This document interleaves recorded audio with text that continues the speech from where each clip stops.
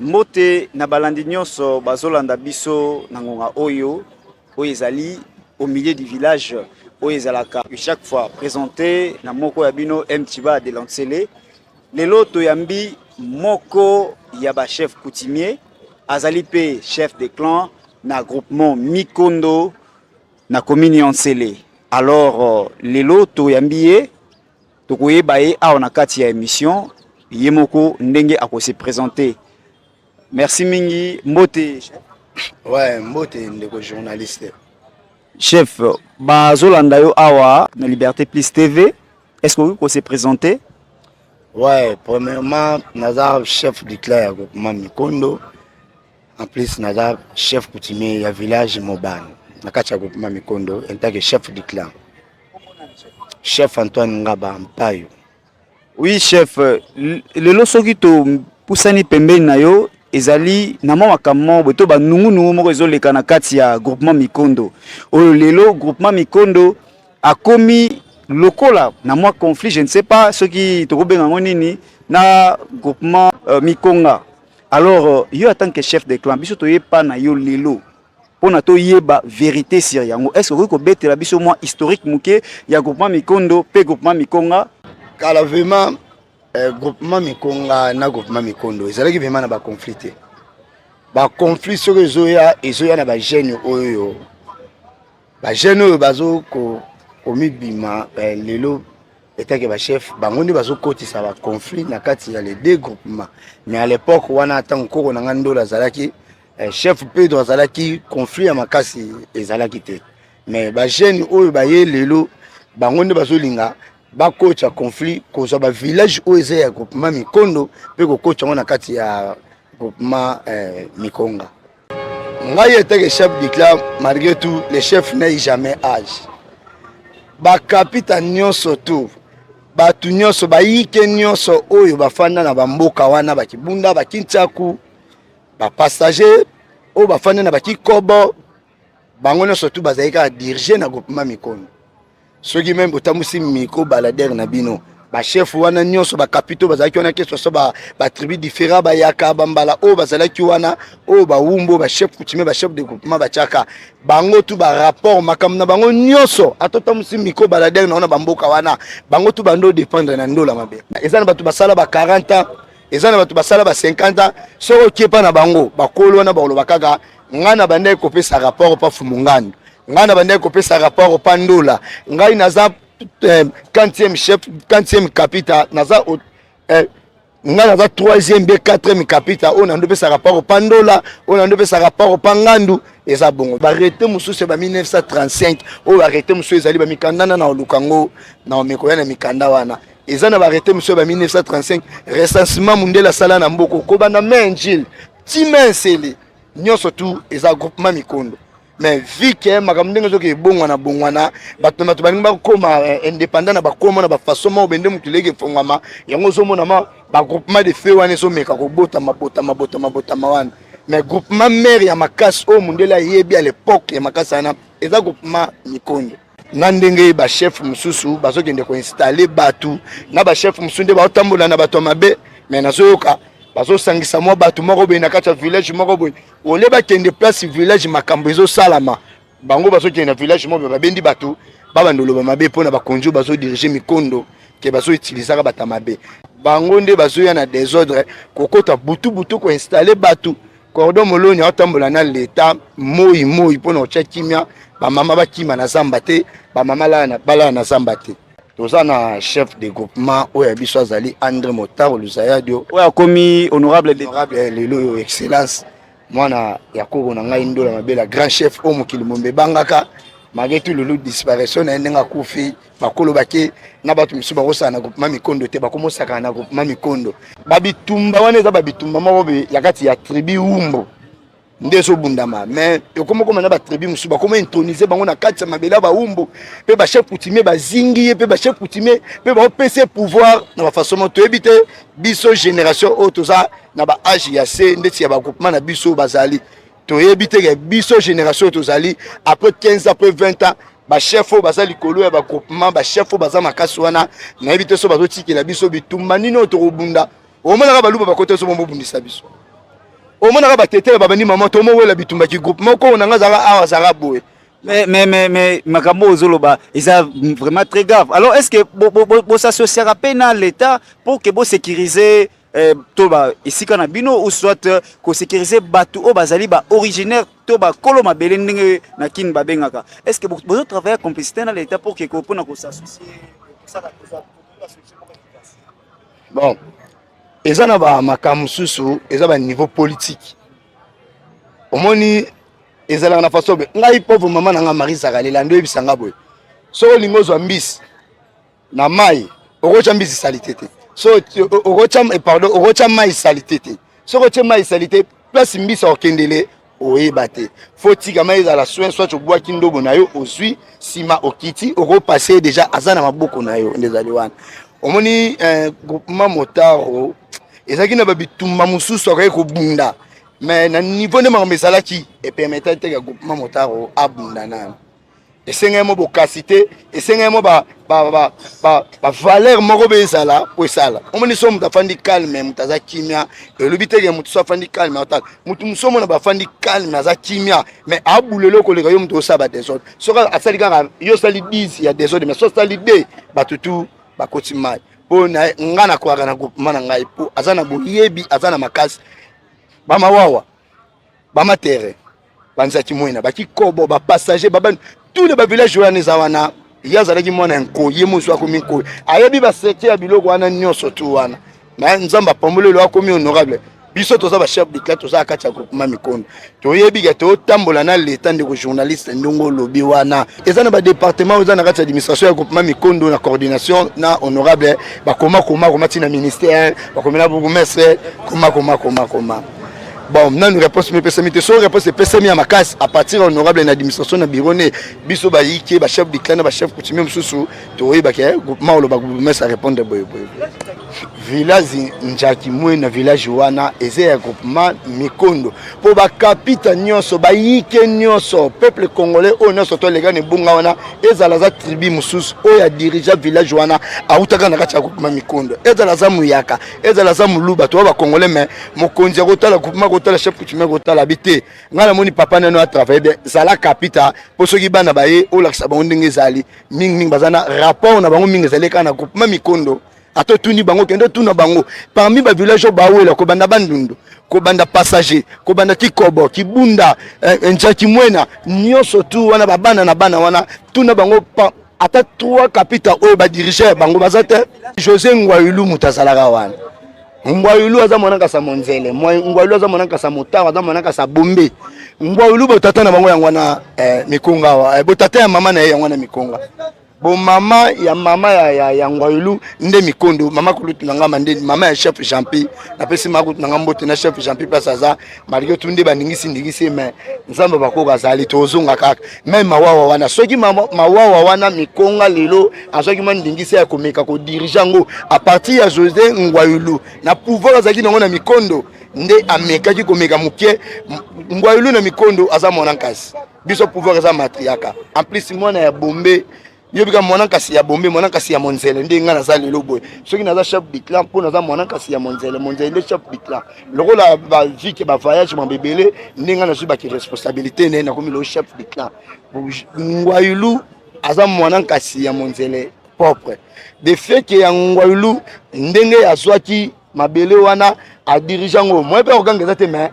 a sali ndeti a dirigeant na el ndeti ya Mikonga na ndenga kufi bele baso muta kufi makamna sote ko ina ba kuwaja zaki nango nde ba ko cha chef Jean-Pi na place wana ba vi sous certificat na Mikonga ya reconnaissance ya chef de groupement Petro nde baso ki on sala bon mais ce qui Ngwayulu zaki document o zaki document ya reconnaissance zaki ya Mikondo mbele makambu o wana kuna tu ya Pedro wana ba Mikonga wana exacte à partir ya Ngwayulu to ngatali ki ba menanso bazaki nango nemba miliki moba nde asaki akocha ngo na Mikonga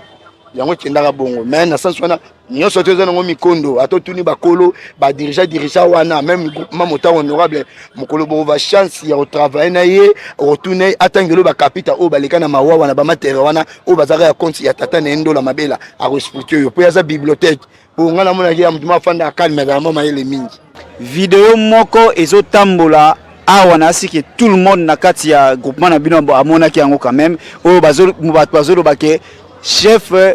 Moloni coordonnateur ya groupement Mikondo azokende ko installer batu même na babutu ti na butu azo installer batu azo bamboka koma na ngwebele.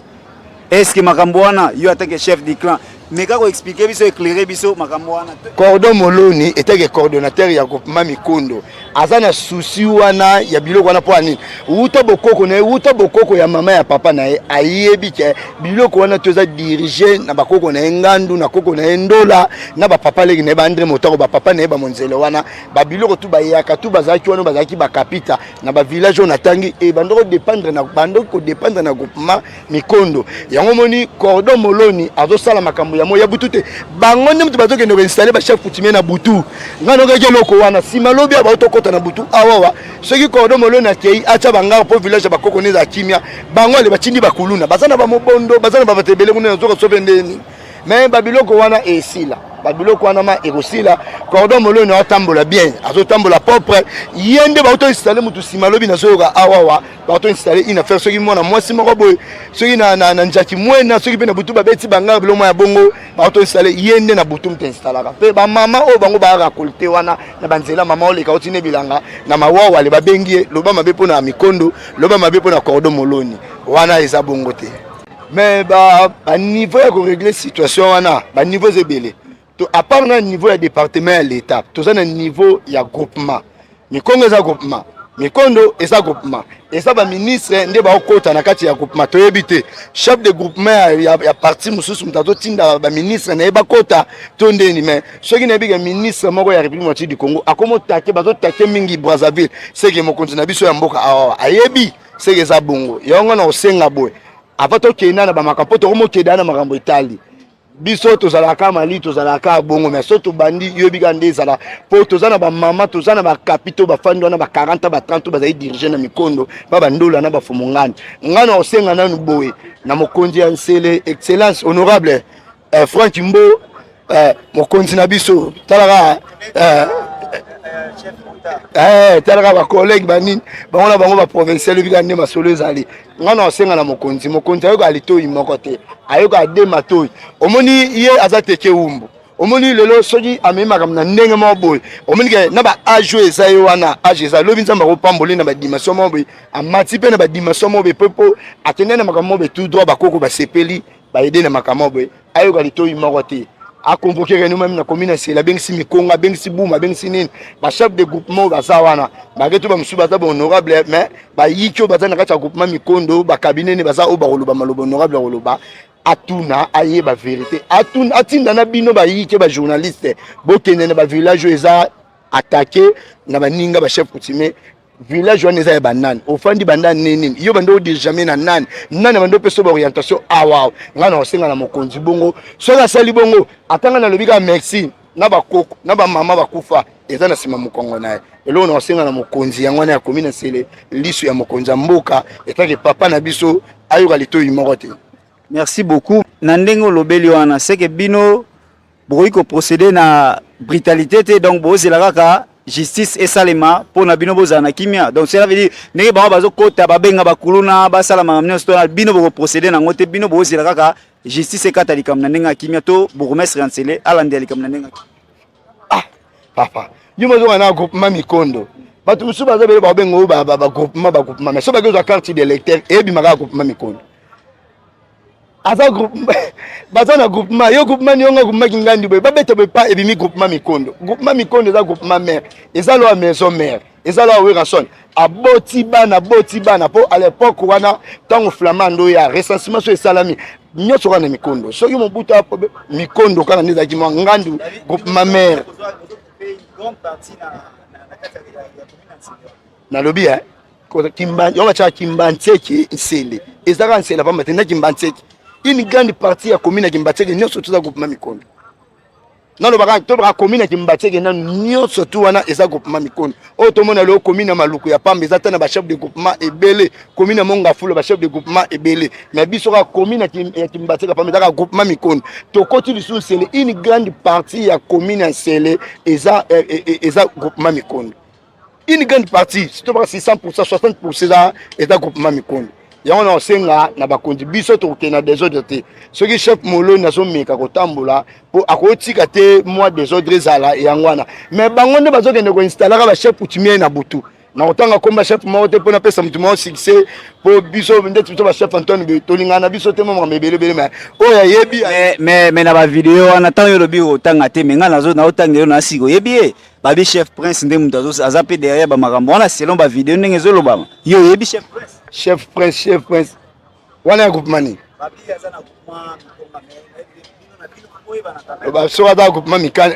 excuse so aza na groupement mikonga tala sika so aza na groupement mikonga loba bandika asikoyo po soki so elaki moko banda so mo banda makala mandeti mo masolo vema eza vema loba bandika asikoyo azali na rebelo na samba ntango aye akomi po makala na baoyo babana bana na mizanga bakomi na bango te nayebi kaka chef Pedro wana la oncle na ngai nayebi ke groupement na biso ya na bana eza chef Ngumi Merveille oyebi aza wapi aza un village bana aza installé kuna aza nani chef coutume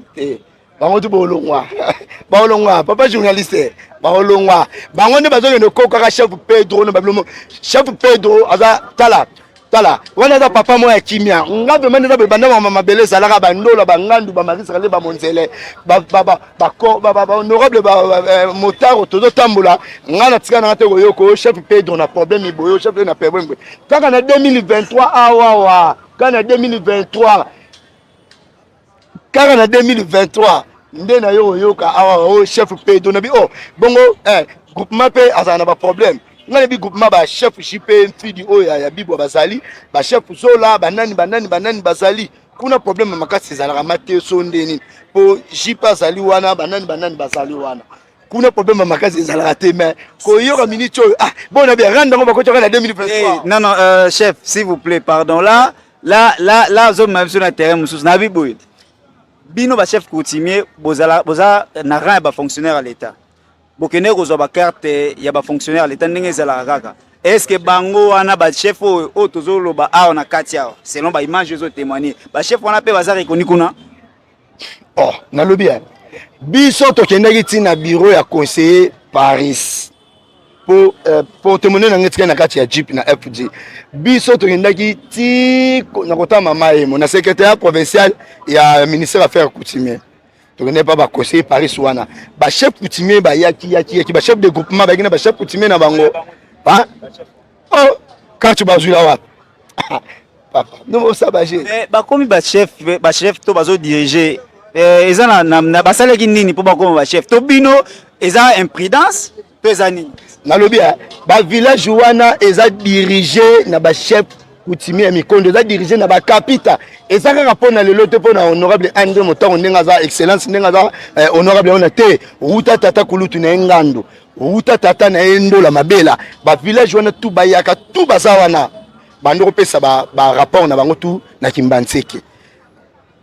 bazokoka nde chef Pedro kokoka papa bazokoka kokoka ce message ni relancer na bango po selon ba dire na yo bazali habilité te ya kozala ba chef coutumier ko diriger ba village message ni relancer na bango malgré ozo témoigner oyebi bango te je ne sais pas so oyebi bango te c'est oyebi bandi mikolo po yo lobi ke oyebi bango te mais yo ancien comment est-ce que mutako za installer na clan oyo zali mais yo oyebi ete na lobi bon na rolo ba boye te à vrai dire vraiment au moins na totanga kombo ya José Ngwayulu na totanga na ya Jampi soki babasala ki moi erreur kiate mais minito ba makele wana mbelerin soki ba yene ba certificat za ki certifié na groupement mikondo pandola mabela be pa honorable André Motao mais ba makele na ezate de fait que espace moke pesa mara ya muke ya kondima ba certificat o ya mikonga vu que moi ba des autres micros zaki na kati ya famille entre nous kona mwana kasi José na Liki mba moba bablo mabongo yango moni bango bazaki bana mais eza nango mabele nyonso tu wana eza mabela mikondo ndetu wana bongo muta na 2023 ngam naza so kombe koza chef de club chef de club ezali bananguba nana ngona commune selena ebi chef Antoine ngaba mpato mwana ngasa monzele nana ebité tout na bango tu baza commune chef Antoine basebe mota banani bango tu ba papa na ngai malgré tout afandi asa musa malamu papa na ngai nani enkama indi chef na biso ayebi no surtout ba document to za nango oya kutimi nyonso tout certifié eza na commune sele papa nkama mutasala na ba 2016 parce que le bokondi 2016 2000 ye na 2016 ando teka naye so ngana yo yebele na oke koni na 2023 tangu kaka asali champi ba aventure wana nena yebi mutu ata yo mo ndima ka mutu mama ka mutu ya kala ata mutu esika yango moni komone fona tatune ko yeba prince azanani mikonga pona bika papa Pedro bon yebika papa Pedro donc cela veut dire que chef Patrick Moloni azana voix ya malamu pona ko sécuriser groupement Mikondo attaque coordonnateur pe mokunzi na kati ya groupement Mikondo. Chef Patrick Moloni azana voix ya bien état que représentant ya chef ya groupement Mikondo représentant ya groupement André Motar honorable représentant ya chef de classe chef Antoine Ngaba Mpayo azo sa musane bien azo protéger limite ata 3 mètres mabela bakoko na ye motu ameka kozwa azo tambola na moi na bakonzi ya l'état azo mema bakuluna te ayibike mabela za bakoko na ye awona ngondeni awa installé mu na botundeni a installé mutu na moi parti mususu wana nde na yoka ke teke chef de clan bangone bazo installer batu na butu na ba déso de bilomo ya bongo na marque wana mais chef Moloni na senga na bakonzi nyoso tu ya nsele na ya ville province Kinshasa chef Moloni atambola na ye bien atambola ma calme na façon moko ya bien ndenge mo ya bien.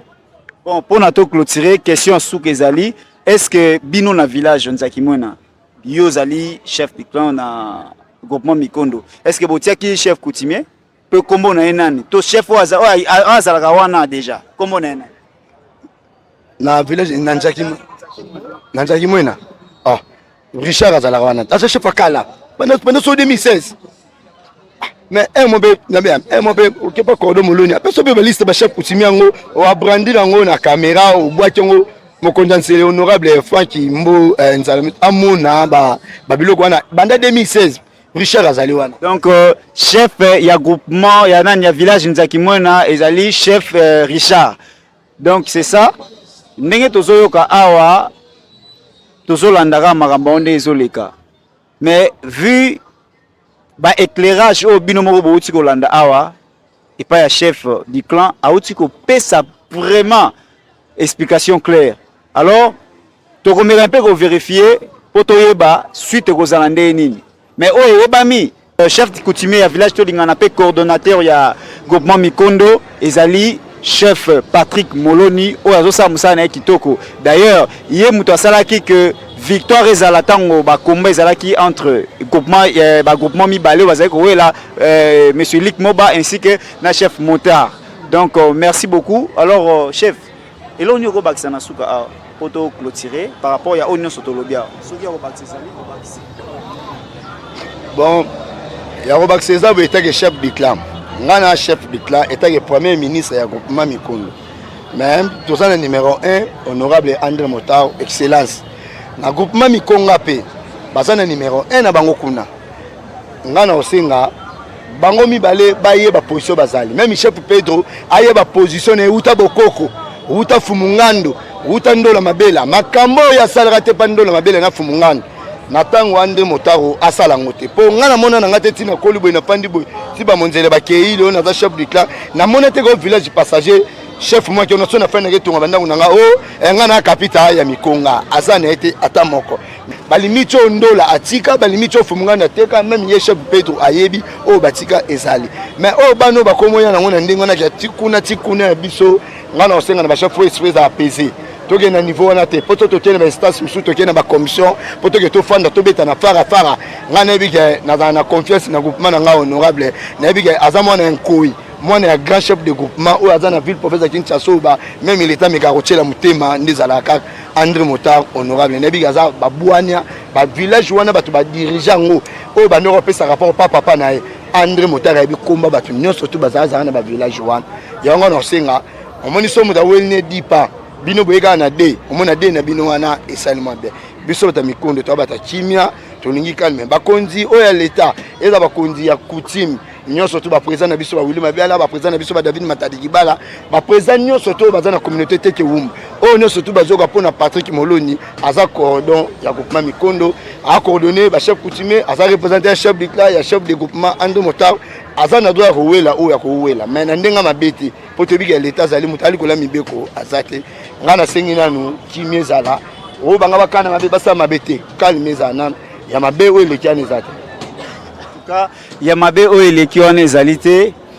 tosengi kaka na bourgmestre ya Ntsele Franck Mbonzola Miso d'ailleurs oyo azosala musala moko kitoko ezomonana malgré bato bazoloba bato bazosala oyo nyonso bakoki kosala baya na commune ya Ntsele boya na commune ya Ntsele bo visiter maison communale bomona ndenge ekomi rénové kitoko makasi na miso ya bato soki olandi pe émission oyo tata bourgmestre ba chef coutumier ya commune ya Ntsele oyo ya commune ozo diriger commune oyo ezali entrée ya ville province ya Kinshasa bazali na soutien besoin ya soutien na yo pona makambo etali kimia na kati ya ba groupement to pe ya ba village oyo ba chef coutumier bazali installé awa na kati ya commune ya Ntsele boye ba que chef ya village Tolingana to pe coordonnateur ya groupement Mikondo monsieur Patrick Mouloni azali ni de près ni de loin na ba vidéo nyonso oyo circuler na kombo na ye après remarque après kotala koreta la vidéo wana to comprendre que batuma be bazaka derrière ba vidéo wana et alors mutu nyonso tout o azali na ba preuve pendant que installation wana selon bango que chef Patrick Mouloni ayaki na bato pona ko installer bango balakisa même photo balakisa même image baso ba image ya kolokota te et kozala kimia makasi topesi merci mingi lisusu na DG ya Liberté Plus Hervé Moulumba oyo azali kosala musala kitoko auprès ya secrétaire général Augustin Kabouya oyo azali lelo sénateur tozu gouvernement ya Mama Judith grâce ya secrétaire général Augustin Kabouya topesi bino merci tokutani na mikolo ezali koya.